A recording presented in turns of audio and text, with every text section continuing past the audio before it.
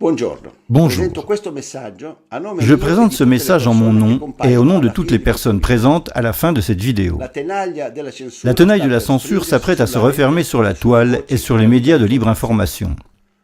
Elle ne s'est pas encore déployée dans toute sa virulence, mais les signaux sont déjà tous là.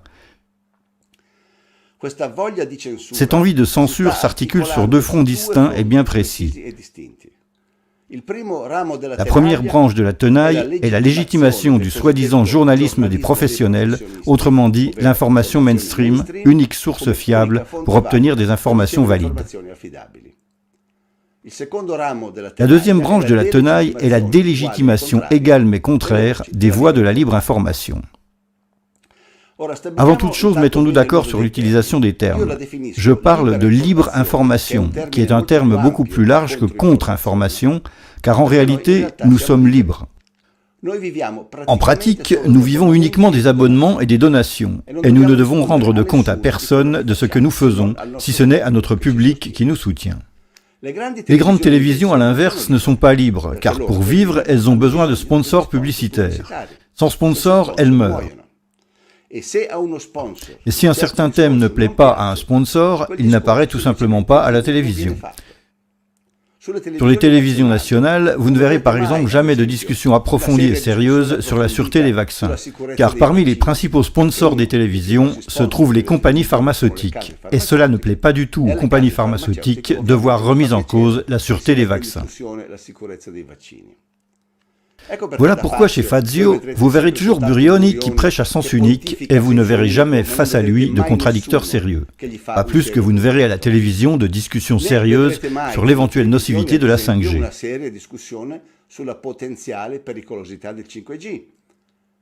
Parce que les autres grands sponsors des télévisions sont justement les grandes multinationales de la téléphonie et ça ne leur plaît pas du tout de voir remise en cause la sûreté de leur technologie. Attention, je ne suis pas en train de dire que les vaccins ne sont pas sûrs ou que la 5G est à coup sûr nocive pour la santé. Je dis seulement que de vraies discussions approfondies avec un vrai contradicteur sur ces sujets-là, qui sont si importants pour notre santé, vous n'en verrez jamais à la télévision. Simplement parce que les télévisions ne sont pas libres. Elles sont contrôlées par des sponsors qui paient leurs salaires et leurs coûts de production.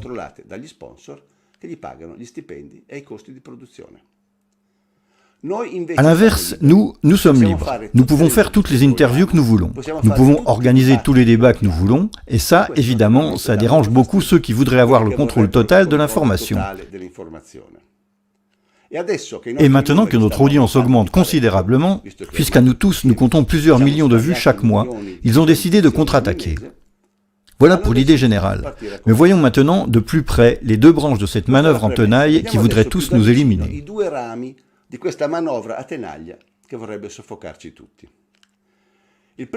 La première branche, comme je le disais, est celle de l'auto-légitimation. Nous, médias mainstream, sommes les seuls auxquels vous pouvez vous fier. Qui le dit? Nous, les médias mainstream, nous le disons nous-mêmes. Autoréférencement, évidemment. Regardez cette vidéo qui a été diffusée récemment par les chaînes de Mediaset. Oggi più che mai l'informazione influenza la nostra vita e la nostra sicurezza.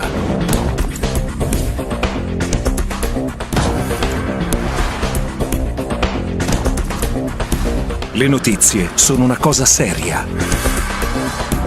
Fidati dei professionisti dell'informazione. Scegli gli editori responsabili, gli editori veri. Scegli la serietà. Choisis des éditeurs responsables. Choisis le sérieux. Voilà qui ils sont. Les éditeurs responsables, ce sont eux. La RAI, Mediaset, LA7 et tous les quotidiens les plus importants. Dommage que quand on creuse un peu, les premiers à raconter des fake news, c'est justement eux. Prenons quelques exemples. Un classique désormais passé à la postérité remonte à 2014. La ministre de la Santé, Madame Lorenzin, est invitée sur le plateau de Bruno Vespa et lance une véritable opération de terrorisme médiatique, décrivant une terrible épidémie de rougeole qui serait survenue à Londres l'année précédente. Ricordo che solo di morbillo a Londra, cioè in Inghilterra, lo scorso anno sono morti 270 bambini per un'epidemia di morbillo molto grave. Par la suite, quelqu'un est allé vérifier sur le site du gouvernement anglais et a découvert que l'année précédente, c'est-à-dire en 2013, il y avait eu un seul mort de rougeole, un adulte d'ailleurs de 25 ans, qui est mort de complications pulmonaires. La rédaction de l'émission a été inondée d'emails de protestation. J'en ai moi-même écrit un, demandant la correction immédiate de la fake news. Mais il ne s'est rien passé. Aucune correction n'est arrivée du présentateur Bruno Vespa. Pourtant, le code déontologique du journalisme stipule clairement que le journaliste corrige sans retard les erreurs et inexactitudes. L'année suivante, Mme Lorenzin réitère le même mensonge dans l'émission Piazza Pulita de Corrado Formigli. Di morbillo si muore in Europa, c'è stata una crisi, un'epidemia di morbillo a Londra, lo scorso anno sono morti più di 200 bambini. Nouvelle vérification, mort de rougeole en Angleterre en 2014, l'année précédente donc, 0. Nouvelle avalanche de mails de protestation, dont les miens, avec des demandes répétées de correction, et de nouveau, aucune rectification de la part de Formigli. Pourtant, il n'y a pas que le code déontologique, il y a aussi le texte unique sur les devoirs du journaliste qui rappelle que les informations qui s'avèrent inexactes doivent être corrigées et les erreurs réparées. Mais rien, aucune correction. Le mensonge passe tranquillement sur les médias mainstream, il est répété et s'imprime dans l'esprit des téléspectateurs. Et ceux qui se sont rendus responsables de propagande ne la corrigent pas, tout en sachant pertinemment que c'est un fake. Ils le savent parce que nous les en avons informés. Autre exemple, Giovanna Botteri, envoyée spéciale à New York, déforme de manière flagrante les propos de Rex Tillerson, futur secrétaire d'État américain, afin de le faire passer pour un ami de Poutine qui excuserait en quelque sorte ses supposés crimes de guerre en Syrie. Supposé par Marco Rubio qui l'interviewe. Con la tensione alle stelle, al congresso il suo futuro segretario di Stato Rex Tillerson, che della Russia è notoriamente un amico, prende le distanze da Mosca, ma non da Putin. Alla domanda del repubblicano Rubio se lo considera un criminale di guerra, risponde no. J'étais très étonné de cette réponse de la part de Tillerson. Alors je suis allé chercher la version originale de l'échange avec Marco Rubio, et j'ai découvert que la réponse de Tillerson avait été complètement déformée par Giovanna Botteri. Tillerson n'a jamais déclaré « Non, pour moi, Poutine n'est pas un criminel de guerre, donc sous-entendu, j'excuse ses actions en Syrie ». Mais il a dit qu'il n'utiliserait jamais ce terme, qu'il s'agissait d'une accusation très grave et qu'avant de porter une telle accusation, il aurait besoin de bien plus d'informations que celles disponibles. Regardez ce passage. Let me ask you this question. Is Vladimir Putin a war criminal? I would not use that term. Now, those are very, very serious charges to make, and I would want to have much more information before reaching a conclusion. Maintenant, c'est un fait extrêmement grave pour une journaliste de la RAI de déformer ainsi les propos du ministre américain des Affaires étrangères. Dans ce cas aussi, j'avais écrit à la rédaction du journal TV en demandant une rectification. Mais comme dans les autres cas, il n'y a eu aucune correction. Autre exemple, Enrico Mentana. D'abord, il déclare soutenir la position du CIFAP, les débunkers italiens, sur le 11 septembre, c'est-à-dire pratiquement la version officielle du gouvernement américain sur le 11 septembre. Et ensuite, il envoie sur les ondes 16 fake news de suite, les unes derrière les autres, racontées par Paolo Attivissimo, le tyran italien, dans une seule émission. Un record absolu, et je crois qu'il n'est pas prêt d'être battu dans l'histoire. J'ai fait une vidéo, celle-ci, où je démontre document à l'appui que toutes les affirmations d'Attivissimo sont fausses, de la première à la dernière, et je le signale à la rédaction de Mentana pour demander une correction. Nous l'attendons toujours. Évidemment, pour des journalistes comme Vespa, Formigli, Botteri ou Mentana, le code déontologique, c'est juste du papier d'emballage. Un autre exemple fameux survenu en janvier dernier, toujours sur la 7. Andrea Purgatori présente une émission spéciale sur la mort du général Soleimani.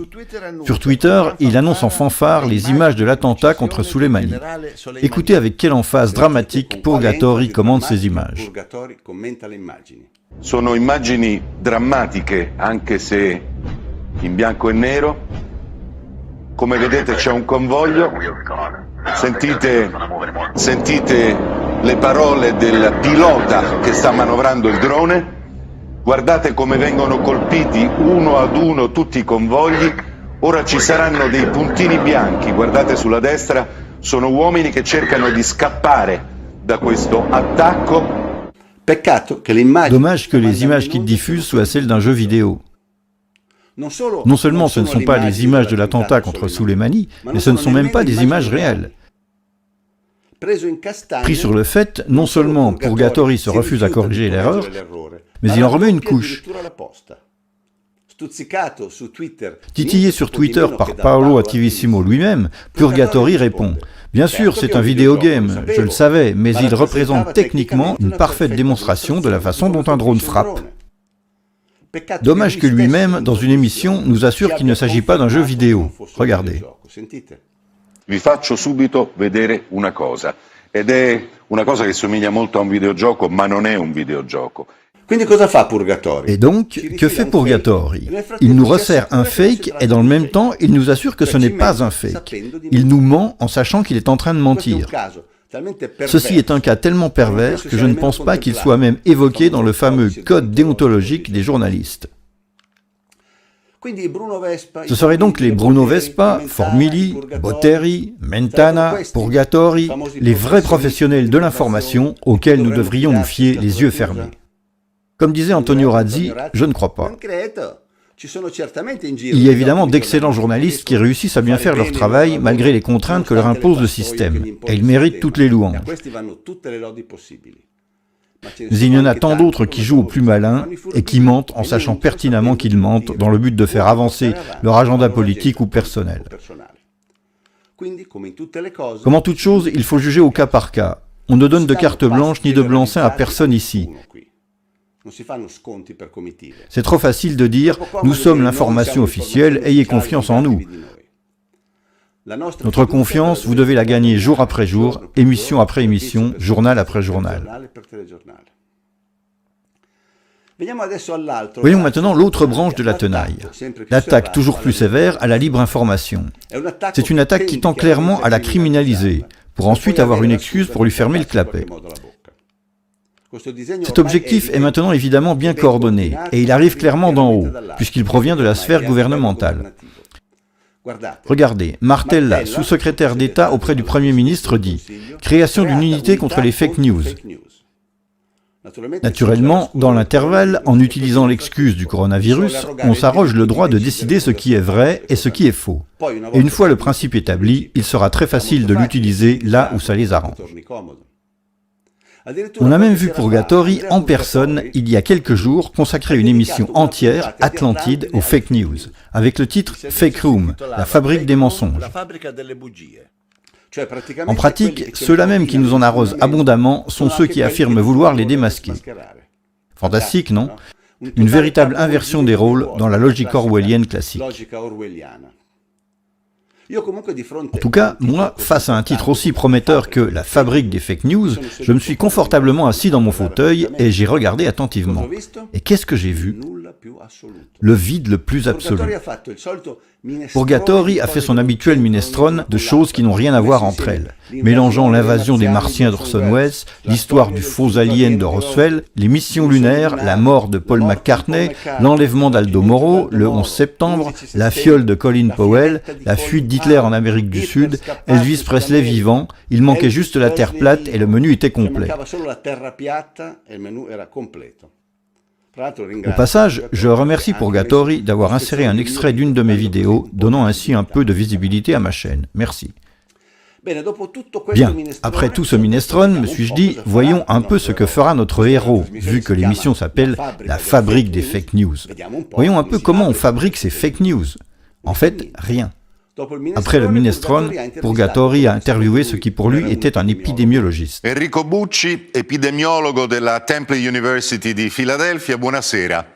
Mais qui s'est révélé en réalité n'être pas du tout épidémiologiste. Regardez un peu la bévue. Per prima cosa io, visto che ci siamo, mi occupo di smontare subito una fake news prima che diventi importante. Io non sono un epidemiologo, io sono un biochimico e mi occupo di analisi di dati complessi in biomedicina. Pauvre Purgatori, il les collectionne les unes après les autres. Il ne sait même pas à qui il parle. De toute façon, gaffe mise à part, l'important est que dans l'émission, il n'a absolument pas traité l'argument fake news. Après le biochimiste, Purgatori a interviewé un archéologue qui nous a expliqué que la donation de Constantin était un faux, comme si on avait besoin de lui pour le découvrir. Ensuite, il a interviewé un psychiatre qui nous a fait un portrait clinique précis du fabricant de fake news. Écoutez. Il fabricatore di fake news è uno che si mette lì alle 11 di sera e ne inventa una. Non so, se ne inventa uno con tutto il rispetto, magari fa un lavoro qualsiasi. Le fabricant de fake news, c'est un gars qui se met à 11h du soir et qui en invente une. Et après cette rigoureuse analyse scientifique approfondie, l'émission finit pratiquement là. En gros, d'abord la tentative désormais classique d'associer les idioties les plus disparates avec des thèmes plus sérieux, et ensuite le vide le plus absolu. Ceci n'est pas du journalisme, ceci est de l'impressionnisme médiatique. Un coup de pinceau et hop, on se retire. La tactique de l'illusion, de celui qui en réalité n'a rien à dire. Beaucoup plus féroce et beaucoup plus subtile, la tentative de Mentana d'attaquer la soi-disant sphère complotiste dans son ensemble. Dans sa revue online titrée Open, Mentana a publié un long article intitulé « Coronavirus, les origines du mouvement subversif, nouvelle résistance italienne, qui incite à violer la quarantaine ». L'article est signé de David Puente, un débunker de la nouvelle génération qui est devenu l'écuyer préféré de Mentana pour ce genre d'opération. Qu'ont-ils fait en substance avec cet article ? Étant dans l'impossibilité de nous attaquer directement, ils sont allés pêcher ce groupe Facebook appelé Nouvelle Résistance Italienne, que je ne connaissais pas d'ailleurs, et ils ont dit « Eux poussent les gens à sortir de chez eux et donc à enfreindre la loi. Allons voir un peu qui sont leurs sources, d'où ils prennent leurs informations. » Ils ont donc tenté de faire le parcours à l'envers, afin de nous associer à ce mouvement qu'ils qualifient de subversif. Les Américains ont une belle expression pour parler de ce mécanisme. Ils disent « guilty by association », coupable par association. Tu ne peux pas attaquer quelqu'un directement, alors tu l'accuses en quelque sorte d'être lié à des personnes que tu définis toi-même comme subversives. Allons voir maintenant de plus près qui seraient ces personnes coupables d'appartenir à cette malsaine association de malfaiteurs. Pour mieux nous faire comprendre le message, David Puente a fait de surcroît recours à ce qu'il appelle la carte du crime. Un peu comme à la télévision, quand on te montre la carte des familles de mafieux dans les documents des forces de l'ordre. Et le premier en haut de la liste est évidemment Claudio Messora. Voyons de quoi il est coupable. BioBlue de Claudio Messora invite souvent des personnages controversés qui rapportent une information alternative au mainstream. Mon Dieu, ça c'est vraiment un péché mortel. Ça mérite le bûcher immédiat sans autre forme de procès. En réalité, la vraie faute de Messora a été d'inviter Stefano Montanari. Voyons le chef d'accusation de Montanari. Il a défini le coronavirus comme un faux virus qui se révèle inoffensif et le vaccin sera une arnaque colossale pour nous injecter n'importe quoi. Donc, Montanari n'a violé aucune loi. Il a simplement exprimé son opinion, avec laquelle d'ailleurs personne n'est obligé d'être d'accord. J'ai moi-même interviewé Montanari 3 jours plus tard, et devant moi, il a répété pratiquement les mêmes concepts.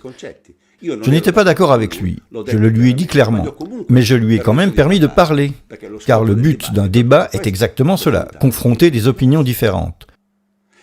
Au lieu de cela, le Pacte pour la science de Burioni a même fait un exposé sur Montanari, et entre-temps, il en a profité pour appeler à la censure de BioBlue. Comme ça, en passant, pendant qu'on essaie de taire le message, donnons un bon coup de massue sur la tête du messager. Une autre personne coupable de crimes atroces est Giulietto Chiesa, de Pandora TV. Giulietto Chiesa accueille des personnages controversés et des théoriciens du complot. Mamma mia, c'est insensé ce que fait Giulietto Chiesa. Il accueille des personnages controversés. Au bûcher lui aussi.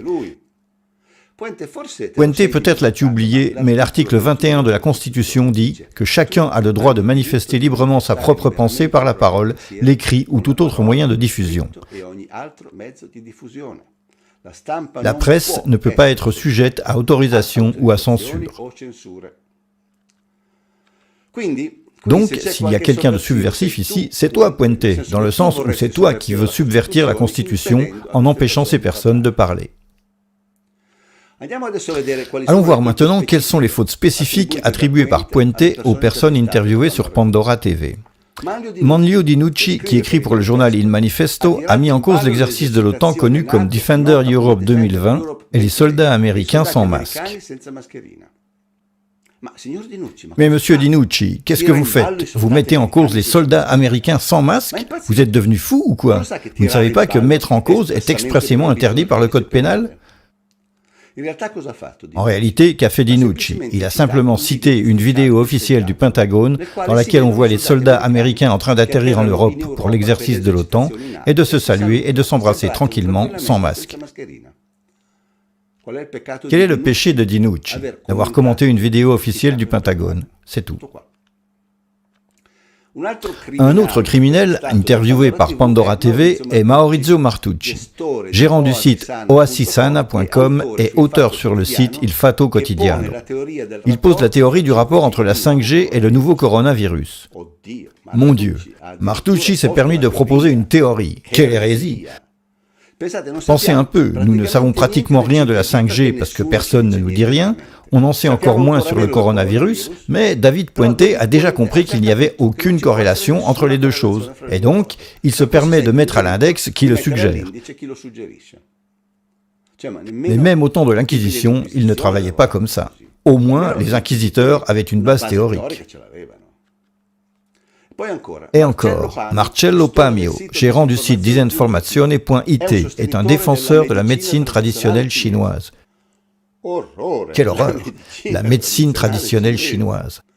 Ça fait 4000 ans qu'elle nous enseigne comment nous soigner de façon naturelle et holistique, mais on ne peut pas la défendre. Serait-ce parce qu'elle ne vend pas des produits de Big Pharma? Est-ce pour cela que la médecine chinoise ne plaît pas à Puente? Et encore, d'après Pamio, la peur abaisse les défenses immunitaires. Non, Puente, ce n'est pas d'après Pamio, c'est d'après tout le monde. Même les arbres le savent que la peur abaisse les défenses immunitaires. C'est même écrit par les agences de presse. Stress, peur et angoisse abaissent les défenses immunitaires. Mais cela, Pamio n'a pas le droit de le dire, parce que Don Rodrigo Puente de Torquemada a décidé qu'on ne peut pas. Francesco Oliviero, médecin inscrit à l'ordre qui suit la médecine traditionnelle chinoise et l'homéopathie, soutient que le virus ne se combat pas en restant à la maison. Vincenzo Danna, sénateur et président de l'ordre des biologistes, soutient que le Covid-19 est une sorte de grosse grippe et que c'est en fait une grande manœuvre politique. Encore une fois, Puente, ce sont des opinions. Il est écrit « soutien ». Elles sont donc discutables autant que tu veux. Mais elles sont parfaitement légitimes. Article 21 de la Constitution. Ce n'est pas si difficile à se rappeler. Et c'est encore un peu. Il y a aussi une petite place pour moi sur la carte du crime. Massimo Mazzucco, protagoniste de plusieurs vidéos de science-fiction complotiste, il est l'auteur de la vidéo qui accuse les Américains de l'épidémie de Covid-19. Puente, en ce qui concerne la science-fiction complotiste, je te signale que mon film 11 septembre, le nouveau Pearl Harbor, est sorti il y a déjà 7 ans et qu'on attend toujours celui qui le débunkera. Jusqu'à présent, personne ne s'y est essayé et tes amis débunkers se tiennent à bonne distance. Mais si tu veux te confronter avec moi sur le 11 septembre, je suis à ta disposition. Comme ça, on verra qui de nous deux fait de la science-fiction. Et puis allez, Puente. Mazzucco, l'auteur de la vidéo qui accuse les Américains de l'épidémie de Covid-19.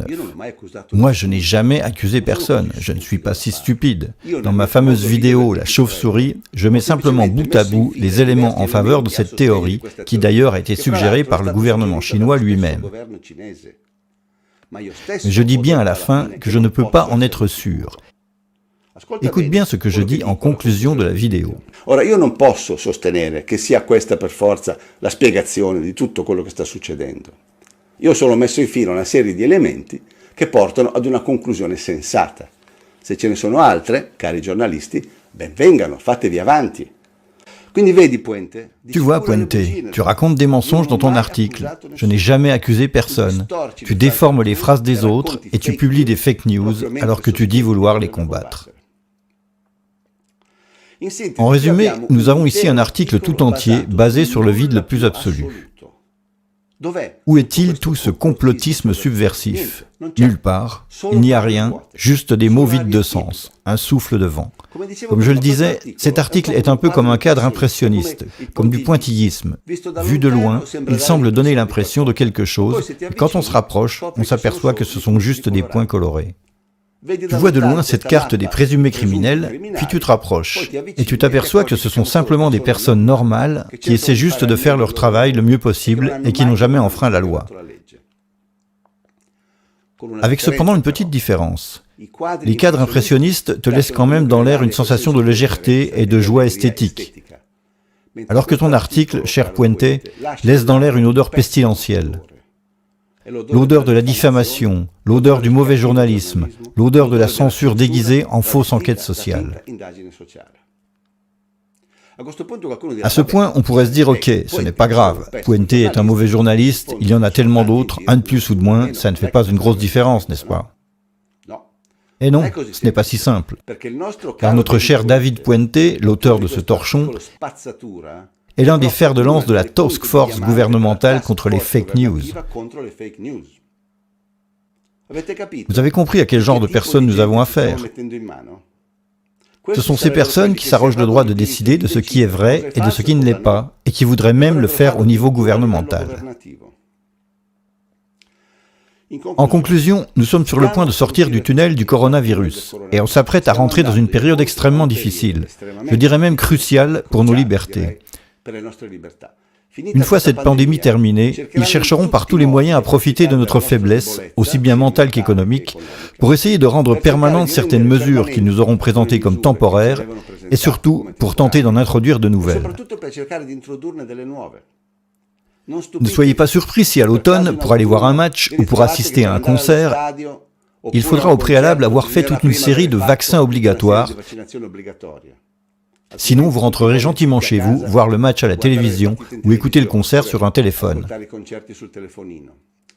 Car c'est ça la première chose que les compagnies pharmaceutiques essaieront d'obtenir après toute cette histoire de coronavirus. Ils essaieront de faire admettre les vaccinations de masse jusqu'à les rendre obligatoires pour tous. Vous pensez que je suis paranoïaque? Regardez ça. Zingaretti, vaccin obligatoire dans le Lazio pour 2,5 millions de personnes. Nous sommes en train d'évaluer la possibilité dans le Lazio de rendre obligatoire le vaccin contre la grippe pour tous les plus de 65 ans et pour tous ceux qui travaillent dans la santé et dans les catégories de métiers plus exposés et d'activités essentielles. Et donc, comme les activités essentielles, ce sont eux qui en décident, beaucoup de gens devront se faire vacciner s'ils veulent aller travailler. C'est à cela que veulent arriver les compagnies pharmaceutiques. Cette affaire de coronavirus est pour eux une occasion en or, quasi impossible à répéter. Et naturellement, ils utiliseront la télévision, qu'ils financent abondamment, pour nous marteler la cervelle de façon à arriver à tous nous vacciner, obligatoirement, pour n'importe quoi. Au mépris de la Constitution, qui dit que personne ne peut être obligé à suivre un quelconque traitement sanitaire, sinon par décret de loi. La loi ne peut en aucun cas violer les limites imposées par le respect de la personne humaine. En fait, les limites, ils ne se gêneront pas pour les violer, grâce à nos peurs et à notre état de confusion. Vous verrez, avec l'excuse du coronavirus, combien de limites ils chercheront à violer. Ils chercheront par exemple à introduire le traçage électronique de nos mouvements à l'aide de notre téléphone, exactement comme ils l'ont fait en Chine avec les habitants de Wuhan.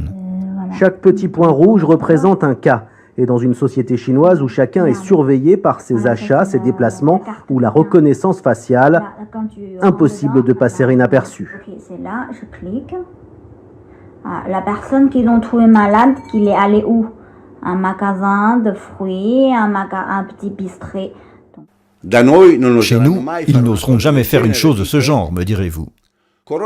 Coronavirus, application en vue sur base volontaire et anonyme. Le travail de la Task Force, instituée pour étudier l'utilisation d'une application qui permet le traçage des contacts pour éviter la diffusion du coronavirus, en est aux étapes finales.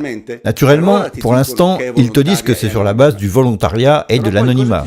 Et après, qu'est-ce qui se passe si un jour tu découvres que parce que tu n'es pas tracé, tu ne peux pas monter dans le bus, aller à la bibliothèque ou entrer dans un supermarché? Soit tu acceptes d'être tracé, soit tu restes à ranger ton frein à la maison et tu envoies ta cousine au supermarché. Donc, oui, c'est sur une base volontaire, mais il faut voir à quel chantage seront soumis ceux qui ne veulent pas l'accepter. N'oubliez pas qu'une chose est volontaire si chacun peut vraiment choisir de l'accepter ou pas, sans condition. Autrement, ça s'appelle du chantage. Le pire, c'est qu'avec des médias mainstream, ils chercheront à faire passer ce fichage quasi policier comme une merveilleuse opportunité. Regardez. Ferrari utilise une appli de traçage pour ses employés. Dans la troisième phase, dit l'article, chaque collaborateur aura l'opportunité de se servir d'une appli avec le traçage des contacts. C'est un support médical sanitaire pour la surveillance de la symptomatologie du virus. L'opportunité. Vous verrez qu'il faudra leur dire merci à la fin, à ces anges protecteurs qui veulent nous suivre partout où l'on va. Naturellement, le plan est né de la collaboration avec une équipe de virologues, parmi lesquels le professeur Roberto Burioni, notre bienfaiteur universel. Mais ce n'est pas tout. Bientôt, avec l'excuse du coronavirus, ils trouveront le moyen de rentrer chez vous et d'emmener qui ils veulent. De nouveau, vous pensez que je suis paranoïaque et complotiste. Cet homme s'appelle Michael Ryan, directeur exécutif de l'Organisation mondiale de la santé, l'OMS. Écoutez bien ce qu'il a dit le 31 mars dernier lors d'une conférence de presse. Transmission has been taken off the streets and pushed back into family units. Now we need to go and look in families to find those people who may be sick and remove them and isolate them in a safe and dignified manner. Et c'est l'Organisation mondiale de la santé qui parle. Ce n'est pas le concierge de l'immeuble. Donc, avec l'excuse du virus, ils veulent pouvoir entrer chez vous et prendre vos frères, vos parents ou vos enfants de manière sûre et digne, s'ils le jugent nécessaire. Ensuite, bonne chance chez le juge pour essayer de les récupérer. Naturellement, pour arriver à tout ceci, ils doivent auparavant faire taire au plus vite la libre information. Autrement, ils prennent le risque qu'il y ait trop de gens qui protestent et qui se posent des questions. Et ça ne va pas. Et soyons clairs, il ne s'agit pas seulement du front sanitaire. Après le coronavirus, profitant de la confusion, il y aura une tentative de redessiner de fond en comble la carte du pouvoir, naturellement en faveur de l'élite et aux dépens des simples citoyens. Sur tous les fronts. Ils installeront la 5G partout, sans aucun débat approfondi sur sa dangerosité et sans aucune garantie scientifique sur son innocuité. Et à nouveau, ils utiliseront les télévisions où ils inviteront leurs experts pour nous raconter qu'il n'y a aucun danger et que la 5G est une manne car elle aide les médecins à mieux communiquer entre eux. Comme si les médecins avaient des difficultés pour communiquer, qu'ils utilisaient les signaux de fumée pour se parler et attendaient avec impatience qu'arrive la 5G pour communiquer. Ils nous enseveliront sous des centaines et des centaines de milliards de dettes, arrivées d'on ne sait où, avec je ne sais quelles conditions, et ils utiliseront les télévisions pour nous dire que tout va bien, qu'on devrait être content de tout cet argent qui nous est prêté. Sauf qu'il faudra travailler pendant les 50 prochaines années pour les rembourser, avec des intérêts plutôt salés, évidemment. C'est cela la dictature qui nous attend dans un proche avenir. La dictature de l'information qui nous envoie un message unifié et ne tolère aucun contradicteur. Dans une démocratie, une voie alternative à l'information mainstream est absolument indispensable. Les opinions différentes sont le cœur même du progrès social. Sans cela, la démocratie meurt et c'est la dictature de la pensée unique qui s'installe. Nous ne serons plus réduits en esclavage physiquement comme autrefois, avec les chaînes aux pieds, mais nous le serons au niveau mental avec les chaînes dans le cerveau. Ce qui est pire, car celui qui contrôle les pensées de quelqu'un contrôle aussi beaucoup plus facilement ses actions. Donc, si nous sommes réduits au silence, nous ne serons plus en mesure de vous défendre et de nous opposer à la réduction de vos libertés. C'est donc fondamental, aujourd'hui, de faire savoir que nous sommes nombreux et que nous sommes unis. Nous devons envoyer un message fort et clair, disant que nous sommes unis et solidaires, et que nous ne sommes pas prêts à nous faire passer la muselière par personne. C'est pourquoi nous vous demandons de faire circuler cette vidéo partout où c'est possible. Sur YouTube, sur Facebook, sur WhatsApp, partout où vous réussissez à le faire. Essayez partout et ne vous arrêtez pas tant que vous n'aurez pas exploité tous les contacts possibles dans votre agenda personnel. Sinon, bientôt, nous serons tous obligés de nous agenouiller sans broncher devant le ministère de la Vérité. Bonjour, je suis Silvano Trotta, dirigeant d'entreprise, lanceur d'alerte, chercheur de vérité, et je soutiens l'appel de Massimo Mazzucco. Sono Giulietto Chiesa, giornalista, scrittore. Approvo questo messaggio. Marco Tosatti, giornalista. Approvo questo messaggio. Sono Fulvio Grimaldi, giornalista, scrittore, documentarista inviato di guerra.